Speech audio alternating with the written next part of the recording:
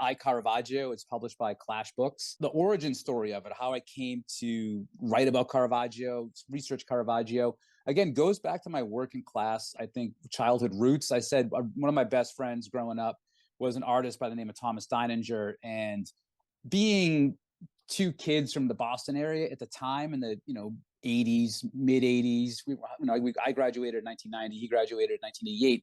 We didn't have a lot of other like art friends or literary friends. Again, it was very working class. Again, it was also the 1980s, which was sort of somewhat of an artless decade, depending on where you were and where you come from.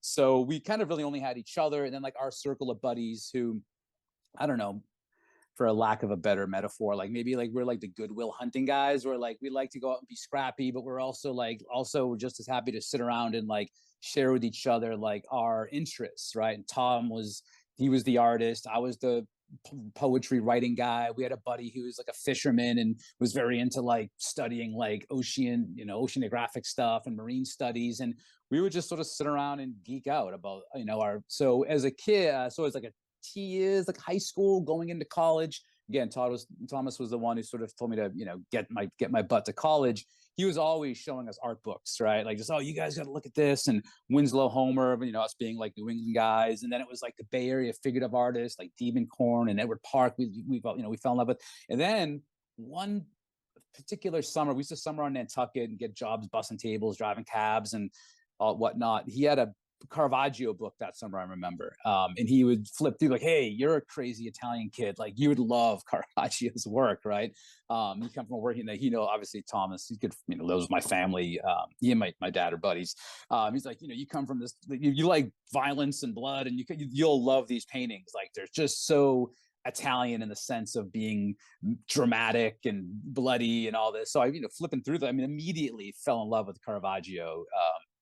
His paintings. And I say that all the time to people who haven't seen a Caravaggio, or when you go to any museum and there's a Caravaggio painting, it's 9 out of 10. It's going to be your favorite painting that you walk by that day, at least the one you remember the most. Or there's something just about the imagery, right, that sticks out. So I always loved Caravaggio for that reason. But I've never really read any. I was never been a big biography guy until recently. I think when I was younger, I was a modernist studying like T.S. Eliot, Ezra Pound, and T.S. Eliot always had that line about women coming and going, talking to Michelangelo. There's always this sort of like stigma of like, talk about the art, not the artist. And I kind of didn't want to know anything about the artist. And I finally get over that. Stupid. I don't know. Maybe I just misreading of T.S. Eliot. But I came across a biography by Peter Robb called the Man Who Became Caravaggio. And that book introduced me to it sort of introduced me to Caravaggio in a different way that I'd previously sort of imagined him. The book kind of talks about him as if he's like a modern day film director, and uses even a lot of this diction that's sort of contemporary to explain like the prostitutes of the time that Caravaggio painted. And I just got this idea because it reminded me of two of my favorite films in the 1990s when I was when I was in college. One was a film by Baz Luhrmann, Romeo plus Juliet, where it's like this super contemporary Romeo and Juliet. I mean, they're like ecstasy dropping ravers, and there's Glocks and there's, Berettas, and it's super contemporary, right? The Capulets and Montagues, it's the Butthole Surfers and Radiohead soundtrack. It was great. I love that film. And there was another film too, Richard Loncrane's Richard III. He's a British director. He did a Richard III right around the same year or two different, apart from each other, a film about an adaptation of Richard III that takes place during like World War I, II. So it's like this 1930s modernist fascist aesthetic where there's, again, like Russian tanks and DC airliners, and he's got all the sort of crazy like mustaches and hairdos of despots of the time and whatnot.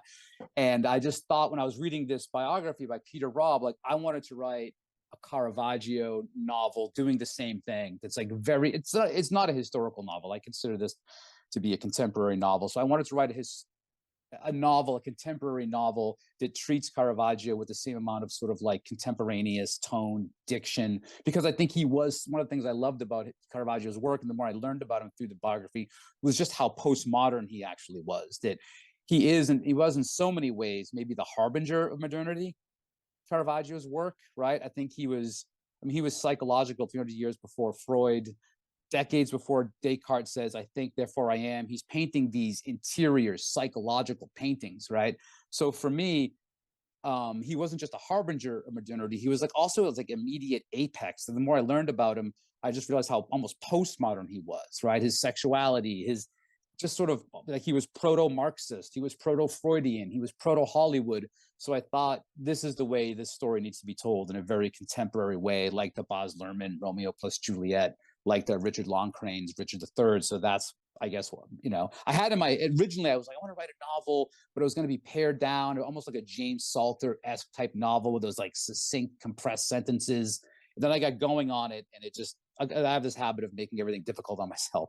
So instead, I had this create this like idea of like three narrative selves warring at each other and whatnot. So because I realized that if I had this whole concept that he was incredibly postmodern, I realized he was sort of this again, I think I could say it in the novel, like the Columbus of consciousness, right? Of subconscious, whatever you want to call it, and sort of like his contemporary Galileo at the same time inventing a telescope, right? And in those days, you looked up at the Milky Way and you see stars. When you have that telescope, you start looking in, you're seeing there's more than meets the eye, right? Which is a perfect metaphor for Caravaggio's paintings as well. Like he's not just painting the assassination of Saint Matthew, he's painting psychologically, he's painting like painting interiors, right? Which is something people weren't doing. No one had even thought of doing that yet. Like Caravaggio, the gaze, subjects who look at the viewer, looking at each other, right? It's incredibly psychological. So I had this idea similar to like Galileo looking up at Jupiter with a telescope.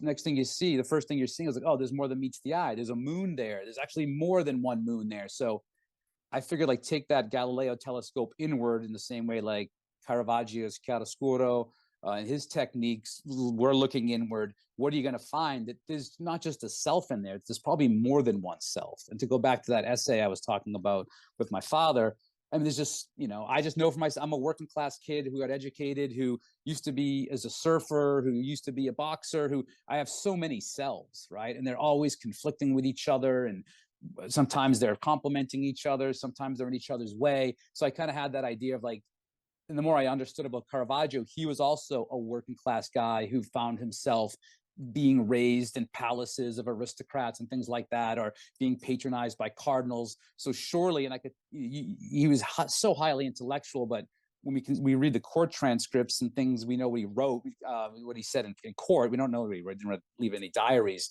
But I'm like, this dude had to have been so complex and so complicated. There had to have been so many selves there. And he had all these different names too. I was one of the things I learned and doing a little more research too, was that he was like Michelangelo, but then some people called him Amarici, and he had all these different nicknames. And I feel like probably he had his own like discourse community of like labels that people called him. Like maybe he was like, Amarici with this group, and Michele with this group, and Michael and Caravaggio with his art fans. And so he had all these different names. And similar with myself, like I kind of appeal to that. I guess that was appealing to me as well.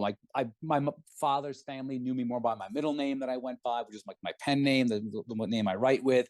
My first name is, my mother's family and high school friends call me that. In college, I started using my, middle name, Eugenio. So there's like this whole Eugenio versus Eric thing. And, my neighborhood buddies like, I'm not calling you Eugenio, you're Eric. You'll always be, I don't care how many books you publish. Right. So, I don't know, like so that appealed to me as well. And that's how I got this idea for like developing these different selves and the levels of consciousness, like I said before, maybe, right? Like that implied self, the superior self. That's why I wanted to structure the book.